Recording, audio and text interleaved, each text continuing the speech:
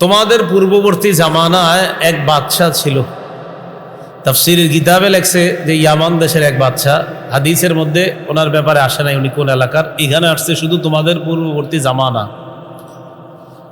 ওয়া কানা লাহু সাহির, এই বাদশার একজন পার্সোনাল জাদুঘর ছিল, তার একজন একান্ত জাদুকর ছিল, যে ব্যক্তি জাদুবিদ্যার মাধ্যমে বিভিন্ন জাদু প্রদর্শন করত। তো এই জাদুঘর ফালাম্মা কাবিরা, জাদুঘর বয়স্ক হয়ে গেছে। বয়স্ক হয়ে যাওয়ার পর ক্বালা লিল মালিকি, বাদশাকে বলল, বাদশা ইন্নী কদ কাবিরতু ফাবআস ইলাইয়া গুলামান ওয়াল্লিমহুস সিহরা, আমার তো বয়স হয়ে গেছে, আমি মারা যাব, বেশি দিন বাঁচবো না, একটা মেধাবী গোলাম আমার কাছে পাঠান, একটা মেধাবী যুবক যাকে আমি জাদুবিদ্যাটা শিখিয়ে দিতে পারি, যেন আমি মারা যাওয়ার পর এই জাদুর কাজটা সে করতে পারে। ফাবআসা ইলাইহি গুলামা, বাদশাহ একটা মেধাবী ছেলেকে তার কাছে পাঠাইছে, জাদুঘরের কাছে জাদুবিদ্যা শিখার জন্য। হাদিসে আসছে ফাবআসা ইলাইহি গুলামান ইউআল্লিমুহুস সিহরা, জাদু শিখানোর জন্য একটা যুবককে পাঠাইছে বাদশাহ। কোন বাদশাহ? যেই বাদশাহ গর্ত করছে, করার পর আগুন জ্বালাইছে আর আগুনের মধ্যে ইমানদারদেরকে পুড়িয়ে হত্যা করেছে যেই বাদশাহ, এই বাদশার পার্সোনাল একটা জাদুকর ছিল। এই জাদুকর বলতেছে আমি তো বেশি দিন বাঁচবো না, তো আমি মারা যাওয়ার আগে আমার জাদুর বিদ্যাটা কাউকে শিখাইতে চাই, তো একটা যুবক আমার কাছে পাঠান। তো বাদশাহ একটা যুবক পাঠাইছে, জাদুবিদ্যা শিখায়। ওয়াকানা ফি তরিকিল গুলাম অথবা ফি তরিকিহি ইদা সালাকা রাহিব, যুবকটা যেই রাস্তা দিয়ে জাদু শিখতে যায়, ওই রাস্তা যাওয়ার সময় একজন পাদ্রির সাথে তার দেখা হয়েছে। পাদ্রি ফাকাদা ইলাইহি, পাদ্রির কাছে বসছে। ওয়াসমিআ কালামাহু, পাদ্রির কথা শুনছে। ফাআজাবাহু, যুবকের কাছে পাদ্রির কথা ভালো লাগছে। যুবক জাদুকরের কাছে যায়, যাওয়ার সময় পাদ্রিকে রাস্তায় দেখছে, দেখার পর পাদ্রির কাছে বসছে। বসার পর পাদ্রির কথা শুনছে, শোনার পর ফাআজাবাহু, পাদ্রির কথা তার কাছে ভালো লাগছে।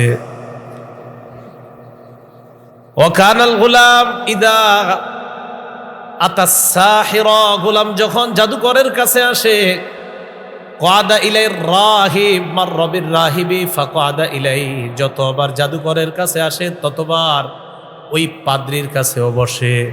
যতবার জাদুকরের কাছে যায় ততবার ওই পাদ্রির কাছে যায়, যার কথা তার ভালো লাগে।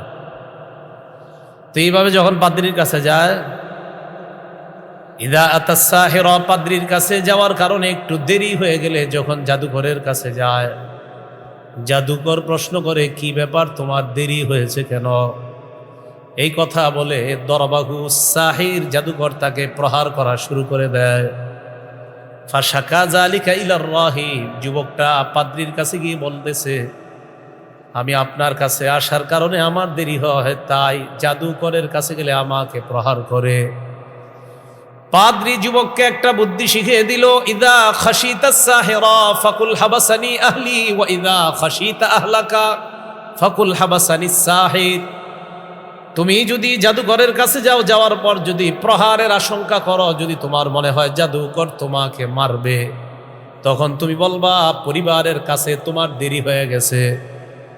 আর যখন পরিবারের কাছে যাওয়ার পর তারা বলে, কি ব্যাপার, তোর কেন দেরি হয়েছে, তখন তুমি বলবা জাদুকরের কাছে দেরি হয়েছে। জাদুকরের কাছে পরিবারের নাম বলবা, আর পরিবারের কাছে জাদুকরের নাম বলবা, আমার নাম ভুলেও বলবা না, তো সমস্যায় পড়ে যাবা। এইভাবে জাদুও শিখে, পাদ্রীর কাছ থেকে ধর্মীয় বিদ্যা শিখে। ফাবাইনামা কাযালিকা ইয আতা আলা দাব্বাতিন আযীমা ক্বাদ হাবাসাতিন নাস, এইভাবে পাদ্রির কাছে যায়, জাদুকরের কাছে যায়, প্রতিদিন রাস্তা দিয়ে যায়, জাদু বিদ্যা শিখে আর পাদ্রির কাছে ধর্মীয় বিদ্যা শিখে। হঠাৎ একদিন যুবক রাস্তা দিয়ে যাওয়ার সময় দেখে বিশাল বড় একটা প্রাণী মানুষের রাস্তা পথ চলাচলের পথে মানুষকে আটকায় রাখছে। কি ব্যাপার, মানুষ কেন রাস্তা পারাপার হয় না? যুবক তাকায় দেখে বিশাল বড় একটা প্রাণী রাস্তার মধ্যে বসা। ফাকাল আল গুলাম, যুবক মনে মনে বলে, আল ইয়াউম আলামু আস সাহিরু আফজল আমির রাহিবু আফজল, যুবক মনে মনে বলে, আজকে পরীক্ষা করব জাদুকর শ্রেষ্ঠ নাকি পাদ্রী শ্রেষ্ঠ। ফাখাযা হাজারা, একটা পাথর নিছে, নেওয়ার পর আল্লাহর কাছে বললেন, আল্লাহুম্মা ইন কানা আমরুর রাহিবি আহাব্বা ইলাইকা, এটা হলো মুসলিমের বর্ণনা, সহিহ ইবনে হিব্বানের বর্ণনা, আহাব্বা ইলাইকা ওয়া আরদা ইলাইকা মিন আমরিস সাহিদ। আল্লাহর কাছে পাথর নিয়ে বলতে লাগলেন, আল্লাহ, যদি পাদ্রীর এই ধর্মীয় বিদ্যাটা আপনার কাছে প্রিয় হয় আর জাদুকরের বিদ্যার চাইতে যদি ওই পাদ্রীর ধর্মীয় বিদ্যাটা শ্রেষ্ঠ হয়, তাহলে মাবুদ ফাকতুল হাদিহি দাব্বা, আমি এই পাথরটা মারবো, মারার সাথে সাথে তুমি এই প্রাণীটাকে হত্যা করে দাও, হাত্তা ইয়ামজিয়ান নাস, যেন লোকেরা নিরাপদে রাস্তা পার হয়ে যায়। আমি এটা মারবো আল্লাহ, যদি পাদ্রী ধর্মীয় বিধান, তার ধর্মীয় জ্ঞান যদি সত্য হয় আল্লাহ, তাহলে আপনি এই প্রাণীটাকে মারেন, আমি দেখতে চাই। ফারামাহা ফাকাতালাহ, যুবক আল্লাহর নাম নিয়ে ওই বিশাল বড় প্রাণীটার উপর পাথর ছুঁড়ে মারার পর আল্লাহ পাক রব্বুল আলামিন ওই প্রাণীকে হত্যা করে মানুষ পারাপারের ব্যবস্থা করে দেয়। ফাতাল গুলামুর রাহিবা, যুবক পাদ্রীর কাছে আসছে, আসার পর আখবারাহু, পুরা ঘটনাটা বিস্তারিত বর্ণনা করছে, করার পর পাদ্রী ডাক দিয়ে কয়, আল্লাহুম আফজলু আনতা আফজলু মিন্নি, যুবক আজকে তুমি আমার চাইতে শ্রেষ্ঠ, তোমার মাকাম অনেক উপরে চলে গেছে, তুমি আমার চাইতে শ্রেষ্ঠ। কদ বালাগা মিন আমরিকা মা আরা, তোমার মর্যাদা আমার চাইতে শ্রেষ্ঠ দেখতেছি, তোমার দ্বারা অনেক কাজ হবে। তবে শোনো, আমার মনে হয় ইন্নাকা সাতুবতালা, তোমাকে পরীক্ষা করা হবে এই ইসলামের কারণে, ধর্মীয় বিদ্যার কারণে, সঠিক বিদ্যার কারণে, আর আমি আল্লাহর প্রতি সঠিক বিশ্বাস স্থাপন করার কারণে, আল্লাহ পাক রব্বুল আলামিনের প্রতি স্থাপন করার কারণে তোমার পরীক্ষার সম্মুখীন হওয়া লাগতে পারে। হাদিস দ্বারা বোঝা যায় ঈমান আনা মানি পরীক্ষার জন্য তৈরি হয়ে যাওয়া, ঈমান আনা মানি পরীক্ষার জন্য তৈরি হয়ে যাওয়া। দেখছেন ঈমান, এই যুবকের এখন ঈমান এসে গেছে, পাদ্রী ঈমানদার। যুবককে বললেন, ইন্নাকা সাতুবতালা, তোমাকে পরীক্ষা করা হবে, ফাইনিবতুলিতা, যদি তোমাকে পরীক্ষা করা হয়, ফালা তাদুল্লা আলাইয়াহা, আমার নামটা কারো কাছে বলবা না। তোমাকে পরীক্ষা করা হবে, তোমাকে পরীক্ষা করা হলে তুমি আমার নামটা কারো কাছে বইল না। এই কথা বলার পর যাই হোক, যুবক তো চলে আসছে। ওয়াকানাল গুলামু ইউবরিউল আকমাহা, জন্মান্ধ, জন্মগতভাবে যেই ব্যক্তি অন্ধ হয়ে দুনিয়ার মধ্যে আসছে, ওই ব্যক্তির চোখের মধ্যে যুবক আল্লাহর নাম নিয়ে হাত রাখলে সাথে সাথে তার চোখ ফিরে পায়। ওয়াল আবরাস, কুষ্ঠ রোগীর শরীরের মধ্যে যদি আল্লাহর নাম নিয়ে হাত দেয়, সাথে সাথে আল্লাহ কুষ্ঠ রোগীকে ভালো করে দেয়। মুসলিমের বর্ণনা, যুবক কোন জন্মান্ধ ব্যক্তিকে দেখলে আল্লাহর কাছে বলতেন, আল্লাহ তাকে আপনি ভালো করে দেন, সাথে সাথে ওই ব্যক্তির চোখ ফিরে পেয়ে যায়। আবার বলতেন, আল্লাহ কুষ্ঠ রোগীকে আপনি ভালো করে দেন, সাথে সাথে তার চোখ ফিরে পেয়ে যায়। ওয়ায়ুদাবি মিন সাইরিল আদাওয়া, যত ধরনের রোগ বিমারি মানুষের শরীর হয়, যুবক আল্লাহকে বলা মাত্র ওই ব্যক্তিকে আল্লাহ সুস্থ করে দেয়। আল্লাহ যা বলে তাই শুনে। এখন যেই কথাটা এই মন দিয়ে শোনেন, এই পরীক্ষার কাছাকাছি চলে যাইতেছে যুবক। ওয়াকানা জালিসুন লিল মালিক, বাদশার একজন আস্থাভাজন মন্ত্রী ছিল। ওয়াকানা কদ আমিয়াহা, ওই মন্ত্রীটার চোখ ছিল না। উনি মন্ত্রীও হতে পারে, অথবা সভাসদ বর্গ বা পরিষদ বর্গ বা তার আস্থাভাজন যারা একান্ত উপদেষ্টা ধরে একজন ছিল, একজন অন্ধ ব্যক্তি। এই অন্ধ সামিআ জালিসুন লিল মালিক, এই যুবকের কথা শুনছে, যে যুবক নাকি অন্ধ ব্যক্তির চোখে হাত রাখলে হাত ভালো হয়ে যায়। এটা শুনছে কে? বাদশার একান্ত এক সহচর যিনি অন্ধ, তিনি শুনছে। ফাতাহু বিহাদায়া কাসীরা, প্রচুর পরিমাণ হাদিয়া নিয়া যুবকের কাছে আসছে। আসার পর যুবককে কয়, মা হা হুনালাকা আজমাউ ইন আনতা শাফাইতানি, এইখানে যত হাদিয়া দেখতেছো সব তোমার, যদি তুমি আমার চোখটা ভালো করে দিতে পারো, এই যা নিয়ে আসছি সব তোমার। যুবক অন্ধ ব্যক্তির দিকে তাকায় কয়, লা আশফি আহাদা, আমি কাউকে আরোগ্য দেই না। বলেন, মানুষ কাউকে আরোগ্য দেয় না। যুবক বলে, ইন্নামা ইয়াশফিল্লাহ, আল্লাহ মানুষকে আরোগ্য দিয়ে দেয়। ফাইন আমানতা বিল্লাহ দাউতুল্লাহ, আপনি যদি আল্লাহর উপর ঈমান আনেন, আমি আল্লাহর কাছে দোয়া করব, আশা করি শাফাক আল্লাহ, দোয়া করা মাত্র আল্লাহ আপনাকে সুস্থ করে দিবেন। ফাইন আমানতা বিল্লাহ দাউতুল্লাহ ফাকাদ শাফাক আল্লাহ, আমি আশাবাদী, আমি যদি দোয়া করি আপনি ঈমান আনেন তা আল্লাহ আপনাকে সুস্থ করে দিবে। সাথে সাথে অন্ধ ব্যক্তি কয়, আমি এই মুহূর্তে আল্লাহর উপর ঈমান আনলাম। যুবক আল্লাহকে বললেন, আল্লাহ তার চোখ আপনি ফিরিয়ে দেন। শাফাহুল্লাহ, সাথে সাথে ওই অন্ধ ব্যক্তির চোখ আল্লাহ ফেরত দিয়ে দেয়। অন্ধ ব্যক্তি বাদশার মজলিসে আসছে, আসার পর জালাসা কামা কানা ইয়াজলিসু, অন্য দিনের মতো বাদশার মজলিসের তার আসনের জায়গাটার মধ্যে বসে যায়। যেই জায়গায় গিয়ে বসে ওই আসনটা দখল করে বসে যায়। বাদশাহ যখন তার দিকে দেখে, তাকায় দেখে ওই ব্যক্তি এতদিন অন্ধ মানুষটা, এই অন্ধ মানুষ আজকে সচক্ষে সব কিছু দেখতে পায়। বাদশাহ কয়, মান রদ্দা আলাইকা বাসরক, কি ব্যাপার, তোমার চোখ কে ফিরাইয়া দিল? এই কথা বলার পর বাদশার একান্তই উপদেষ্টা জবাব দেয়, রব্বি, আমার চোখ ফিরে দিছে আমার রব আল্লাহ। বলেন, চোখ ফিরে দিছে কে? আল্লাহ। এই কথা বলার পর বাদশা কয়, আলাকা রব্বুন গায়রি, আমি ছাড়াও কি তোমার কোনো রব আছে? আমি ছাড়া কি তোমার রব আছে নাকি? আলাকা রব্বুন গায়রি, আমি ছাড়া তোমার রব আছে? মন্ত্রী জবাব দেয়, রব্বি ওয়া রব্বুকাল্লাহ, আমার রব আপনার রব একজন, তিনি আল্লাহ। আপনি মানেন আর না মানেন, আপনার রব আল্লাহ। দুনিয়ার মানুষ আল্লাহকে মানুক আর না মানুক, এটাই চূড়ান্ত ফয়সালা। সবার রব হলেন আল্লাহ। কেউ মানে কেউ মানে না, এটাই সত্যি। একদিন মানতে হবে, একদিন মানবে, কিন্তু ওই দিন মানলে উপায় কোনো লাভ হবে না। কিয়ামতের মাঠে সবাই মানবে উনি যে আল্লাহ। দুনিয়াতে কেউ মানে কেউ মানে না, কেউ স্বীকার করে কেউ স্বীকার, কিয়ামতের মাঠে সবাই স্বীকার করবে আল্লাহ। তো যাই হোক, যখন নাকি বলবে আমার রব আপনার রব আল্লাহ, এই কথা বলার পর ফা খাযাহু, তাড়াতাড়ি তাকে অ্যারেস্ট করছে। অ্যারেস্ট করার পর ফালাম ইয়াজাল ইউআযিবুহু, তাকে শাস্তি দেওয়া শুরু করছে, প্রহার করা শুরু। হাদিস দ্বারা বোঝা যায়, ঈমান আনার পর আপনার শরীরে আঘাত আসতে পারে, প্রহার আসতে পারে, এরপর ঈমান ছাড়ার প্রশ্ন আসে না। ঈমান ছাড়ার প্রশ্ন আসে না।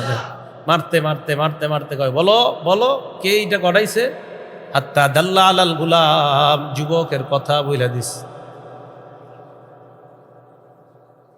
যুবকের কথা বলার পর ফাজি আবিল গুলাম, যুবককে আনা হয়। আনার পর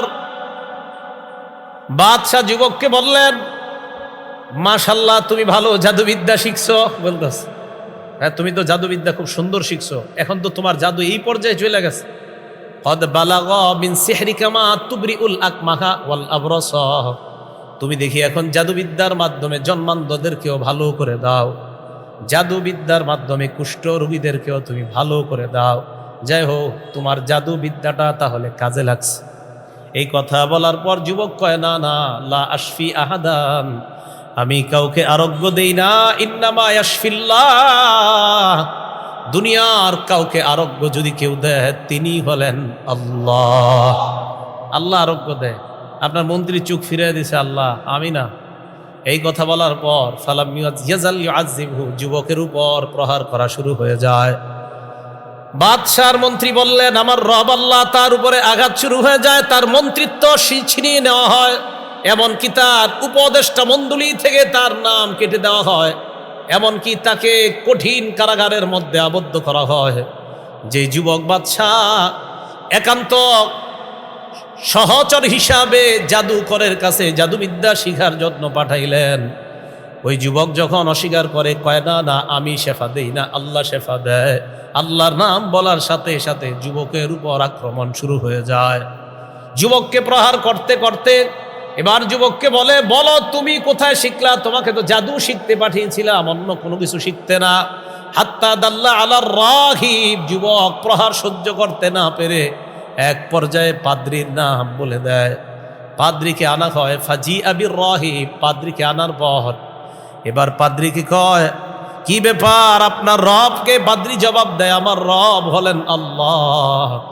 এই কথা বলার পর পাদ্রীকে কয় ইরজি আদ্দিনী, তুমি তোমার ধর্ম থেকে ফিরে আমাকে রব মেনে আমার ধর্ম গ্রহণ করে নাও। বলেন নাউজুবিল্লাহ। কি ভয়ঙ্কর পরিস্থিতি ছিল। হ্যাঁ, মানে এমনি তো রব আল্লাহ বাঁচাইছে যে এখন সারা পৃথিবীতে এরকম বেশি কেউ কয় না যে আমি রব। ওই বাদশাহ মানে এমনি তো আপনি দিন ছাড়বেন, উল্টা হে যে রব এটাও মানতে হবে। ফেরাউন যারা মানতো যে আল্লাহ এক, তো তাদেরকে শাস্তি দেওয়ার সময় ফেরাউনের অপশন থাকতো দুইটা, এক আল্লাহ ছাড়বি, ছাড়ার পর আমারে রব মানবি, এইভাবে বলতো ফেরাউন। তাও রব না, আনা রব্বুকুমুল আলা, আমি সবচেয়ে বড় রব, এটা মানতে হবে আমাকে। নাউজুবিল্লাহ। তো যখন পাদ্রীকে শাস্তি দিয়ে বলতেছে ইরজি আদ্দিনী, তুমি তোমার ধর্ম থেকে ফিরে আসো, এই কথা বলার পর পাদ্রী যখন ফাআবা, অস্বীকার করলো, আমি আমার ধর্ম ত্যাগ করার কোনো প্রশ্নই আসে না, আমি আমার ধর্ম ত্যাগ করতে পারবো না, অসম্ভব। এই কথা বলার পর দা বিমিশা, মনে রাখবেন দা বিমিশার, মিশার শব্দের অর্থ হলো করাত। একটা করাত আনা হয়, আনার পর আহারে ফায়ুদউল মিশার ফি মাফরিকি রাসি, মাথার এই তালুতে করাত রাখা হয়, রাখার পর করাত দিয়ে শাক্করসা, মাথার এই তালু থেকে করাত দিয়ে মাথাটা পুরা দুই ভাগ করে দেওয়া হয়। আমরা যেমন করাত দিয়ে গাছ কেটে অথবা গাছের টুকরাগুলাকে আমরা আলাদা করি, বিশাল বড় একটা গাছের মাঝখান দিয়ে আমরা ফেরে দুই ভাগ করে ফেলি, করাত দিয়ে একটা মানুষ ঈমান আনার কারণে তার মাথা থেকে এইভাবে করাত রেখে তার মাথাটা দুই খণ্ড করে দেওয়া হয়। মাথা দ্বিখণ্ডিত করার পর এবার বাদশাহ বলতেছে জি আবির রাহিব, পাদ্রীকে তো আনা হলো, পাদ্রীকে শেষ করলাম, ওইটারে আন। কোনটা? ওই যে যেই ব্যক্তির দাওয়াতের মাধ্যমে এই যুবক মুসলমান হইল, মুসলমান হওয়ার পর যুবকের দাওয়াতে আমার উপদেষ্টা মণ্ডলীর যেটা মুসলমান হয়েছে তাকেও ডাক দাও। এবার তাকে আনছে জালিস, হাদিসের বর্ণনা ফাজিআ, জালিসিল মালিক, বাদশাহ উপদেষ্টাকে সামনে আনা হয়। ফায়ুদউল মিশারু ফি মাফরিকি রাসিহি, তার মাথার ও তালুর মধ্যে করাত রাখা হয়। পাদ্রীর মাথায় যেমন করাত রাখা হয় তার মাথার মধ্যেও করাত রাখা হয়। রাখার পর ফাশাক্কারাসা, মাথাটা দুই খণ্ড করে ফেলা হয়। হাদিসের বর্ণনা ফাওয়াকা শাক্কা, দুইটা খণ্ড আলাদা আলাদা হয়ে দুই পাশে পড়ে আছে।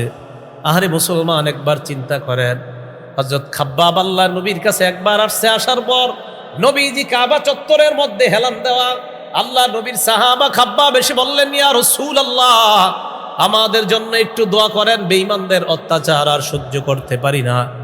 নবীজি উইঠা বসলেন, চেহারা মুবারক লাল হয়ে যায়, আর বললেন খাব্বাব, তোমাদের পূর্বে ঈমানের কারণে এমনও পরীক্ষা গিয়েছে, যেই পরীক্ষার ভয়াবহতা ছিল, এত তীব্রতা ছিল, ওই পরীক্ষার মধ্যে ঈমানদারের মাথার মধ্যে করাত রাখার পরেও ওই করাত নামক এই ভয়াবহতা ঈমানদারকে তার ঈমান থেকে হটাইতে পারে নাই।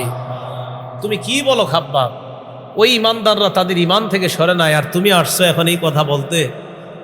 তো রাসূল আকরাম সাল্লাল্লাহু আলাইহি সাল্লাম বলেন, যখন বাদশার উপদেষ্টাকে হত্যা করা হলো, হত্যা করার পর এবার যুবককে ডাক দিয়ে চিন্তা করতেছে বাদশাহ যে এটারে আসলে যতই কই লাভ হবে না, এটারে লাভ হবে না। কি করছে? দাফা ইলা নাফারিম মিন আসহাবিহি, একদল সৈন্যবাহিনী ডাক দেয়, ডাক দেওয়ার পর যুবককে সৈন্যবাহিনীর হাতে ছেড়ে দেয়। বাদশাহ বলল ইযহাবু বিহি ইলা জাবালিন কাযা ওয়া কাযা, এই যুবককে নিয়ে অমুক পাহাড়ে যাবা, যাওয়ার পর ফাসাদু বিহিল জাবাল, তাকে নিয়ে পাহাড়ের উপর উঠবা। ফাইযা বালাগতুম যুরওয়াতা, পাহাড়ের চূড়ায় যখন তোমরা যাইবা, আবার বলছি হ্যাঁ, ফাসাদু বিহিল জাবাল, যুবককে নিয়ে পাহাড়ের উপরে উঠবা। ফাইযা বালাগতুম যুরওয়াতা, পাহাড়ের চূড়ায় যখন যাইবা, যাওয়ার পর যুবককে বলবা ধর্ম ছাড়ো, না হয় পাহাড় থেকে নিচে তোমাকে আমরা ফেলে দিয়ে হত্যা করব। এই হত্যাকাণ্ড তুমি মরণের জন্য প্রস্তুত হয়ে যাও। এই অপশন দেওয়ার পর যুবক যদি মেনে নেয় ভালো কথা, ফাইন রাজান দীনিহি, দিন থেকে যদি ফিরে আসে তাহলে ভালো, ওয়া ইল্লা ফাতরহুহু, তার অন্যথায় তোমরা তাকে পাহাড়ের উপর থেকে নিচে ফেলে হত্যা করবা। আওয়াজ দিয়ে বলেন নাউজুবিল্লাহ। ফাযাহাবু বিহি, যুবককে নিয়ে তারা যায়, ফাসাইদু বিহিল জাবাল, তাকে নিয়ে পাহাড়ে উঠছে। ওঠার পর ফাইদা বালাগু যুরওয়াতা, পাহাড়ের চূড়ায় যখন নিয়ে যায়, যুবক আল্লাহকে ডাক দিয়ে বললেন, আল্লাহুম্মা কফিনিহিম বিমা শি'তা, ও মাবুদ তুমি যেইভাবে ইচ্ছা তাদের বিরুদ্ধে তুমি যথেষ্ট হয়ে যাও।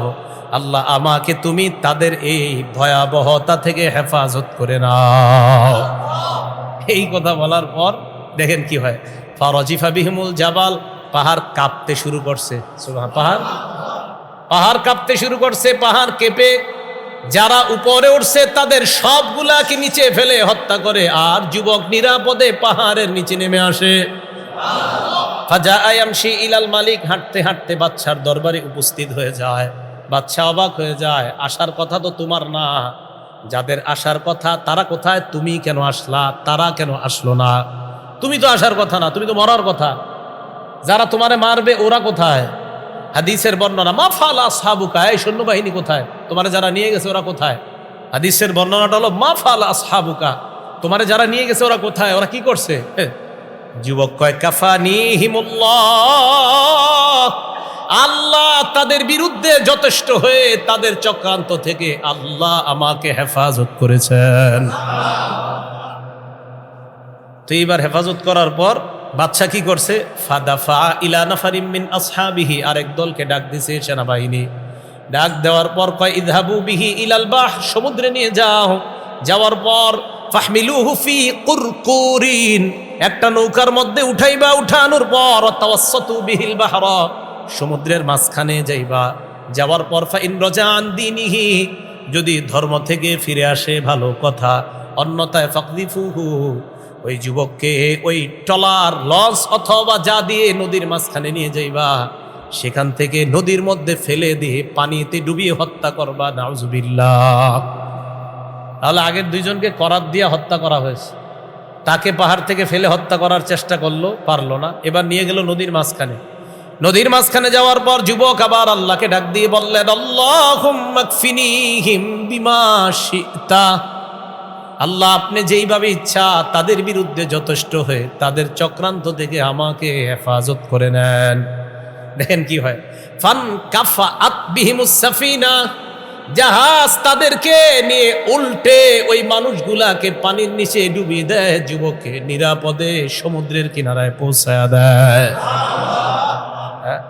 আমি অবাক হয়ে যাই, দেখেন আল্লাহ কি ক্ষমতা, এক আপনার ক্ষমতাটা কি পরিমাণ দেখেন। আল্লাহ তাআলা একই পাহাড়ের উপরে সবাই, একজনটা আল্লাহ বাঁচাইছে, সবগুলার বাইরে হয়েছে।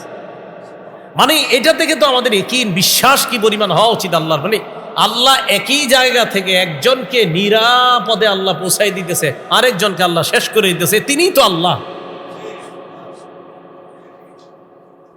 তো যুবক ফাজা ইয়ামশি ইলাল মালিক, হাঁটতে হাঁটতে আবার আইছে বাদশার কাছে। বাদশা কয়, মা ফাআলা আসহাবুকা, ঘটনা কি? তুমি একা, এরা কোথায়? তুমি তো আসার কথা না। আবার যুবক কয়, কাফানিহিমুল্লাহ, এবারও আল্লাহ আমাকে তাদের চক্রান্ত থেকে হেফাজত করেছেন।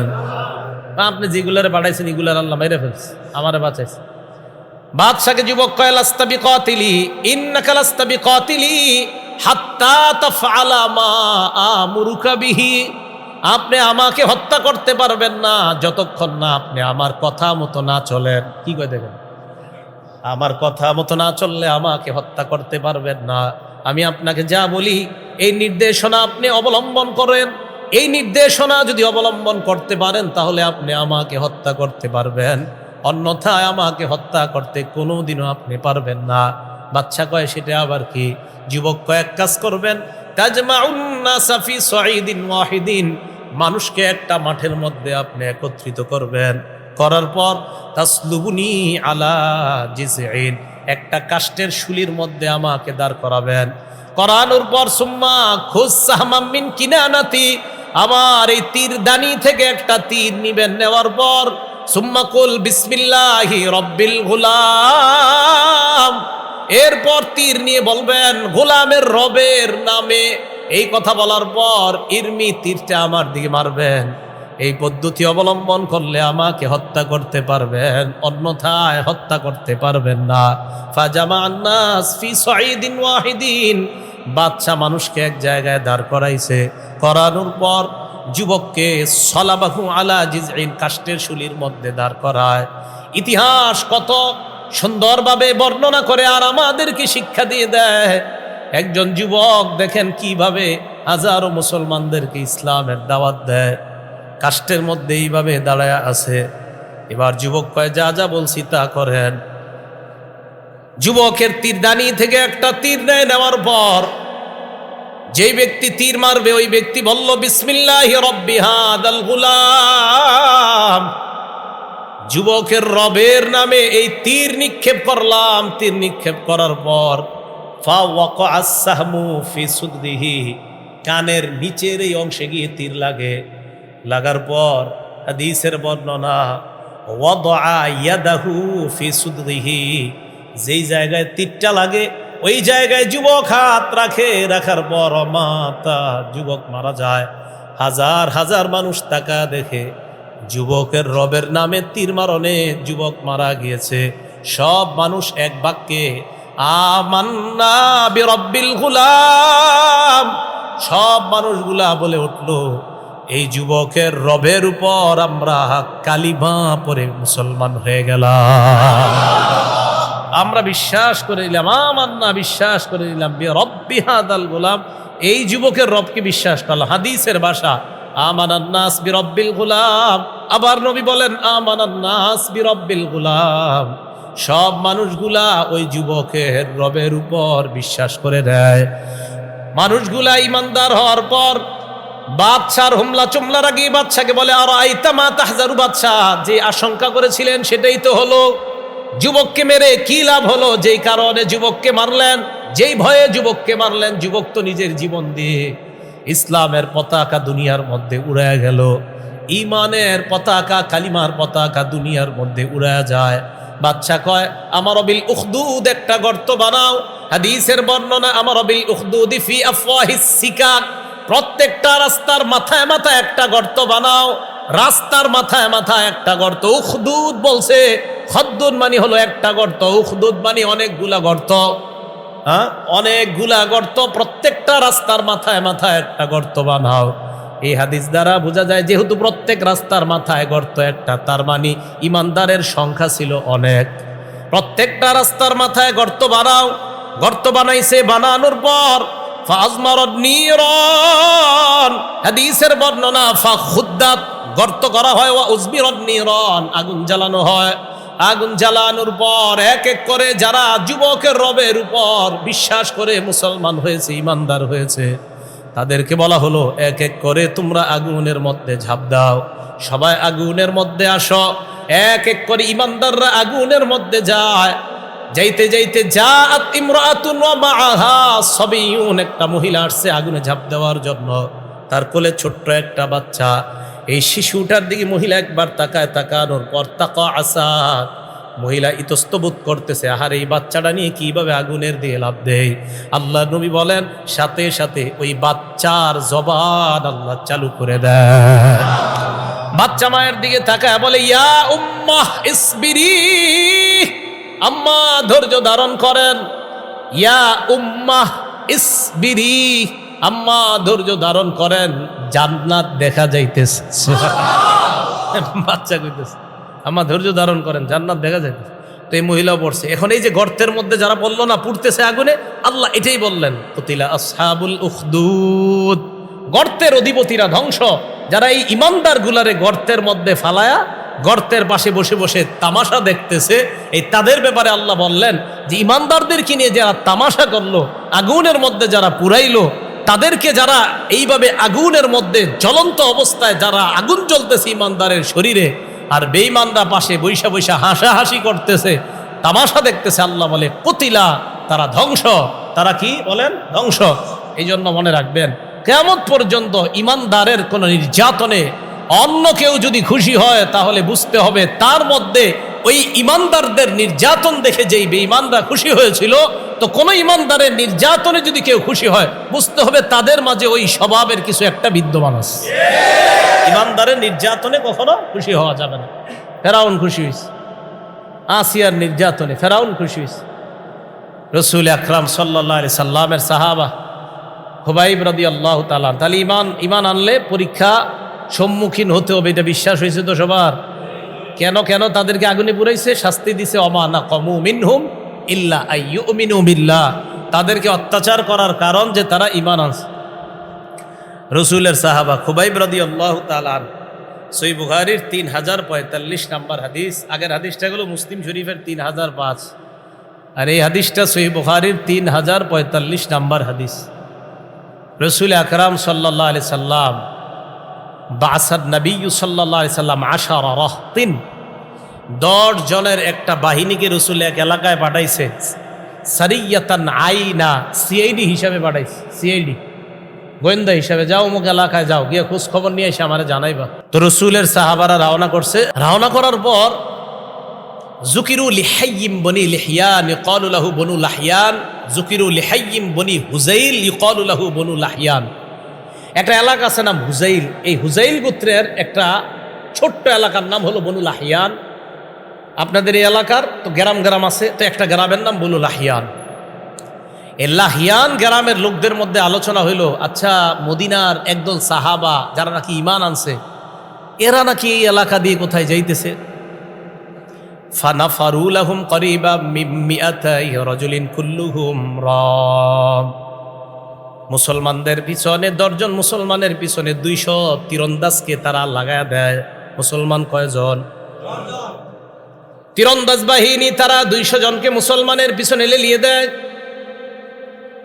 তীরন্দাজ বাহিনী মুসলমানদেরকে ধাওয়া করতে লাগলো। ফাক্তাসু আসারহুম, তারা তাদের পদাঙ্ক অনুসরণ করতে করতে পিছনে ধাওয়া করতে লাগলো। দেখেন এই জায়গায় কিন্তু ধাওয়া করার মতো কোনো পরিস্থিতি নাই, শুধু শুধু মুসলমানদেরকে 200 তীরন্দাজ আন্দাজে তাদের পিছনে ধাওয়া করা শুরু করে দেয়।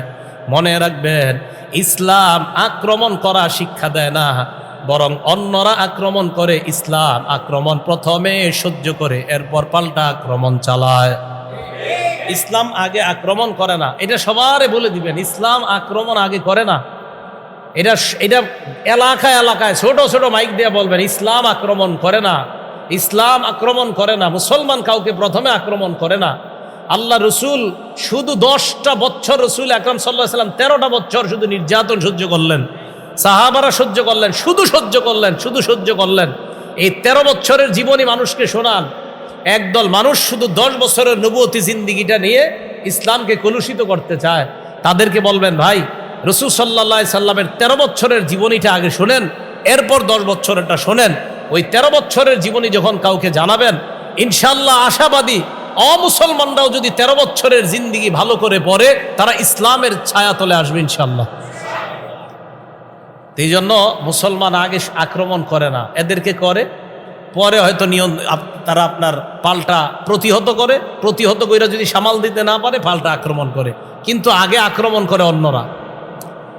200 তীরন্দাজ 10 জনকে ধাওয়া করছে, তো কি দরকার আছে বলেন তো এদেরকে ধাওয়া করার? তো এদের পিছিয়ে যাইতে যাইতে যাইতে যাইতে চিন্তা করতেছে, এরাই তারা কিনা, মানে টেনশন আবার, এরাই কিনা নাকি অন্য কেউ গেল। হাত্তা ওয়াজাদু মা'কালাহুম তামারান তাযাওয়াদুহু মিনাল মাদিনা, যাইতে যাইতে এক জায়গায় গিয়ে দেখে খেজুর। ওই জামানার বেঈমানদের মাথা ছিল খুব শার্প, তাদের মেধা ছিল খুব বেশি, কারণ তারা মোবাইল চালাইতো না। কি চালাইতো না? হ্যাঁ, কি চালাইতো না? পানাকা চুরে, হ্যাঁ, মানে গুনাহ করতো না, তো খালি পূজা করতো দেবদেবীর। মোবাইলের গুনাহ ছিল না। তো যুবকদের একদম ছোট বড় সবগুলার মেধা নষ্ট হয় মোবাইলের কারণে। এ কারণে মোবাইল একদম সত্যি কথা, মোবাইলে গুনার কারণে ছেলে মেয়ে সবগুলার মেধা নষ্ট হয়ে যায়। ওই জামানার কাফেররা ওটের পায়খানার মধ্যে খেজুরের বিচি দেখলে বলে দিতে পারতো এটা কি মদিনার খেজুর না মক্কার খেজুর নাকি ইয়ামান দেশের খেজুর। বদরের যুদ্ধের প্রেক্ষাপটটা বইরেন, বদরের যুদ্ধের প্রেক্ষাপট সিরাতে ইবনে হিশামের মধ্যে আসছে। ওই জায়গায় দেখবেন আবু সুফিয়ান রাদিয়াল্লাহু তাআলা আনহুকে কেন্দ্র করেই তো বদরের প্রেক্ষাপট তৈরি হলো, সে আলোচনা যাব না। তো এইটা পড়লে বোঝা যায়, ওই জায়গায় একটা ঘটনা আছে আপনার, যে ওটের পায়খানার মধ্যে খেজুরের বিচি দেখা ওই কাফেররা হাতে নিচে নেওয়ার পর এক রাখাল্লা এসে জিজ্ঞাসা করছে, আচ্ছা এই জায়গায় কি উত্তর দিকের, এবার দেখছে ওই দিকের কোনো লোক আসছে? তো রাখাল এমন করে, রাখালরে আবার 2 জন সাহাবা বলছে, এই রাখাল তোমারে যদি কেউ কিছু জিজ্ঞাসা করে তুমি কিচ্ছু বলবা না। তো রাখালরে জিজ্ঞাসা করার পর রাখাল কিছু কয় না, রাখাল কিছু কইব না, বুঝছি। এবার কাঠি দিয়ে আপনার ওই পায়খানা নাড়াইতেছে, নাড়ানোর পর ওখানে আপনার খেজুরের বিচি দেখতেছে, খেজুর। এই কাফেররা আপনার এই খেজুরের বিচি, খেজুরের ইত্যাদি তারা দেখা অনুমান করতে পারে এটা কি মদিনার খেজুর না অন্য জায়গার। তো খেজুর দেখা, হ্যাঁ মদিনার 2 CID দিকে আসছে, বুঝা গেছে।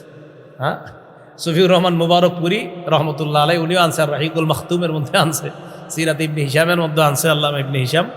তো যাই হোক, কাফেররা যাইতে যাইতে হঠাৎ এক জায়গায় গিয়ে দেখে খেজুর, খেজুর দেখার পর ভালো করে খেজুরটা তাকায়া দেখে, হ্যাঁ এটা মদিনার খেজুর, তার মানে আমরা ঠিক জায়গায় আসছি।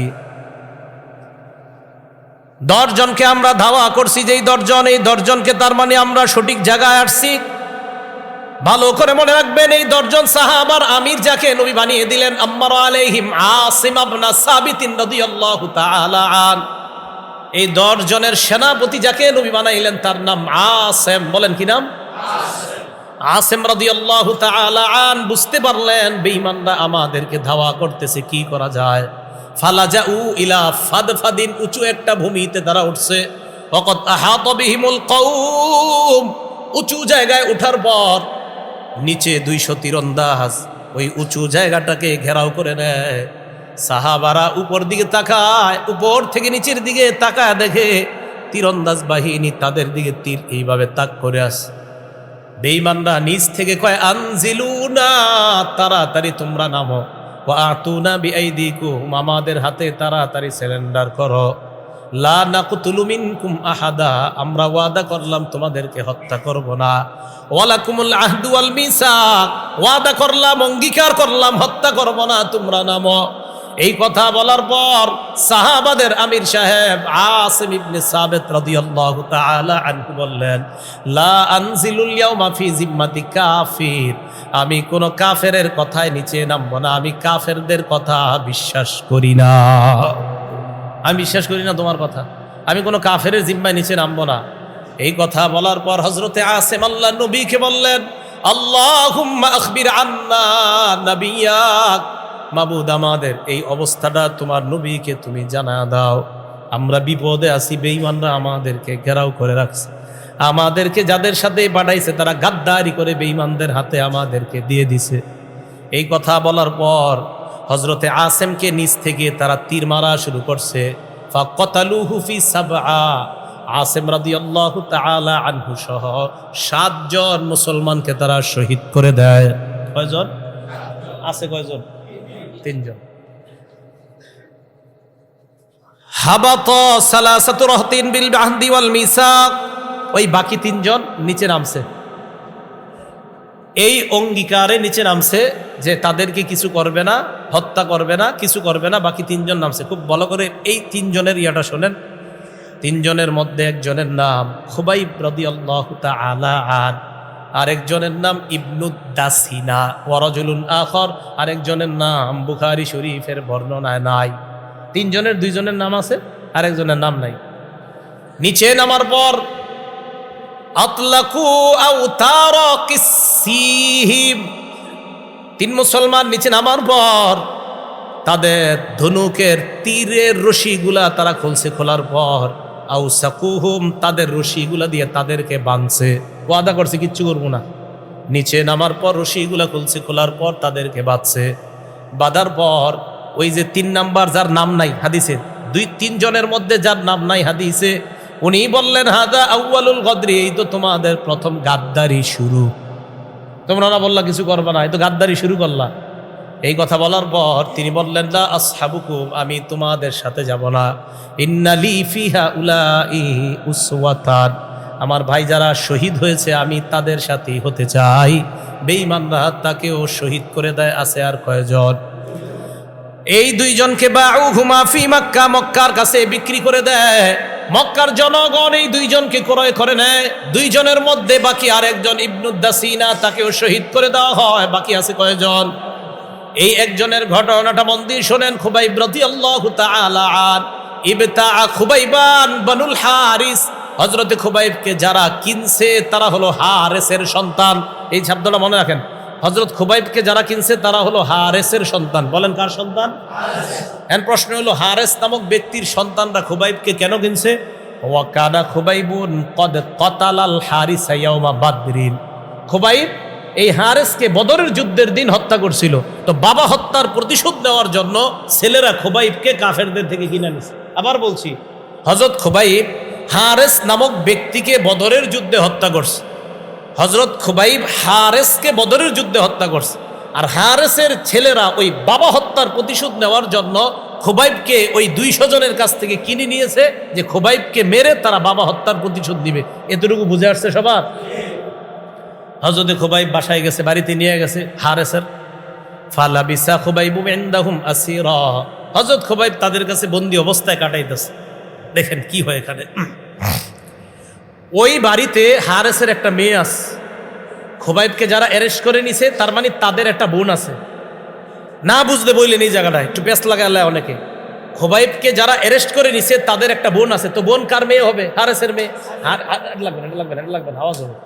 হারেসের ছেলেরা অ্যারেস্ট করে নিয়ে গেছে খোবাইবকে। এই হারেসের একটা মেয়ে আছে। মেয়েটা হলো কারা? তাহলে মেয়েটা সম্পর্ক কি হবে? ওই ছেলেদের বোন। এই বোনটা মানে আমাদেরকে এই বাসার ঘটনা শোনাইছে। বোনটা কেন বাসার ঘটনা শোনাইছে? এই মেয়েটা হযরত খোবাইব শহীদ হওয়ার পর, খোবাইবকে শহীদ করছে, শহীদের ঘটনাটা বলতেছি। হযরত খোবাইবকে শহীদ করার পর এই মেয়েটা মুসলমান হয়েছে। তাদের বোনটা, হারেসের মেয়েটা মুসলমান হওয়ার পর সাহাবারা প্রশ্ন করছিল, আচ্ছা তোমগো বাড়িতে খোবাইবকে বন্দি করে রাখছিলা তাই না? কয় হ্যাঁ। একটু বলো তো আমগো ভাই খোবাইবরে কেমনে মারছিলা তোমরা, একটু বলো তো। তো উনি বর্ণনা দিছিলেন। কি বর্ণনা দেখেন। খোবাইব আমাদের বাসায় ছিল অনেকদিন। আমার ভাইয়েরা খানা পিনা কিচ্ছু দিত না। যেদিন ভাইয়েরা সিদ্ধান্ত নিয়ে ফেলছে খোবাইবকে হত্যা করে ফেলবে, ওলামায়ে কেরামদেরকেও বলি আমি, আর সাধারণ যারা তাদেরকে, আমি 2-1 দিন পর পর ঘটনাটা একা একা পড়ি গাড়িতে বসে বসে। খোবাইব যখন ওই ঘরের মধ্যে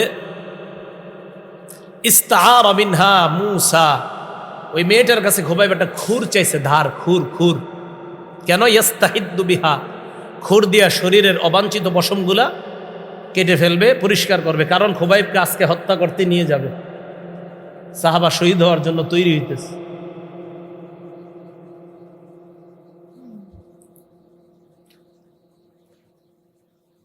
ওই মেয়েটা বলে, আমি তাকে খুর দেওয়ার পর আখজা ইবনানলি, আমি হঠাৎ তাকায় দেখি আমার ছেলেটা খোবাইবের কোলে। ও আনা গাফিলা হিনা আতা, আমার অসতর্কতা বশত আমার ছেলেটা খোবাইবের কাছে গেছে। ওয়াল মূসা বিয়াদিহি, খুর খোবাইবের হাতে। আমি ভয় পেয়ে গেছি। ফাজিআতু ফাজআ, আমি ভয় পেয়ে গেলাম। ইন্না লিল্লাহ, তার হাতে খুর, আবার আমার ছেলে তার কোলের মধ্যে বসা। খোবাইব আমার চেহারার দিকে তাকায়া আরাফাহা ফি ওয়াজহি, বুঝতে পারছে আমি ভয় পেয়ে গেছি। খোবাইব কয় তাখশাইনা আন আকতুলা, তুমি কি ভয় পাচ্ছ আমি তোমার সন্তানকে হত্যা করব? হ্যাঁ, লাম আকুন আফআল যালিক। আমরা মুসলমান কখনো কারো দুর্বলতায় আঘাত করি না আমরা। তুমি ভয় পাওয়ার কিছু নাই। খোবাইবকে বাইর করে নিয়ে গেছে। নিয়ে যাওয়ার পর আশেপাশের লোকজন যাদের সব জড়ো করে নিয়ে যাইতেছে, সব বেঈমানরা যাইতেছে তামাশা দেখবে যে একটা মুসলমানকে হত্যা করা হবে, এটা সবাই দেখবে। আমি মাঝে মাঝে চিন্তা করি, ওনারে যখন হাঁটায় নিয়ে গেছে কেমন লাগছে ওনার। নবীর একজন সাহাবা, সবার সামনে একটা মুসলমান আর পিছনে সব বেঈমান। এক জায়গায় নিচে নেওয়ার পর সেখানে শুল বানাইছে, শুলিবিদ্ধ করে তাকে হত্যা করবে। হযরত খোবাইবকে ওখানে নিয়ে যাওয়ার পর একজন বেঈমান কয়, কোনো চাওয়া আছে শেষমেশ? খোবাইব রাদিয়াল্লাহু তাআলা আনহু জবাব দিলেন, উসাল্লি রাকাতাইন, 2 রাকাত নামাজ পড়ব। নামাজে দাঁড়াইছে, দাঁড়ানোর পর নামাজের সালাম ফিরায়া খোবাইব তাদেরকে বলেন, লাউলা আন তাসুল্লু আন্না মা বি ওয়াজ, আমার আশঙ্কা হয়েছে তোমরা আমাকে মনে করবা যে আমি মনে হয় ভয়ে নামাজ দেরি করতেছি। তো ইন্তেকালের আগেও আমি একজন মুসলমান হিসাবে তোমাদেরকে এই হাসি হাসতে দিব না যে তোমরা আমার এটা মনে করবা মুসলমান মরণকে ভয় পায় না। আমি নামাজে মজা পাইতেছিলাম, শুধু তোমরা আমারে ভুল ধারণা করবা, তাই তাড়াতাড়ি সালাম ফিরাইছি। আমি মরণকে ভয় করি না, এই ভুল ধারণা কখনো করবা না। যদি এই ধারণা তোমাদের না হতো তো নামাজ আরো দীর্ঘায়িত করতাম। উপরে উঠাইছি, উঠানোর পর এই জায়গা থেকে আবার তারিখের কিতাবে লেখছে, হযরত খোবাইবকে যখন শুলিবিদ্ধ করবে, এই হাত পা গুলা আপনার কাঠের সাথে প্রথমে বসাইছে পেরেক দিয়ে।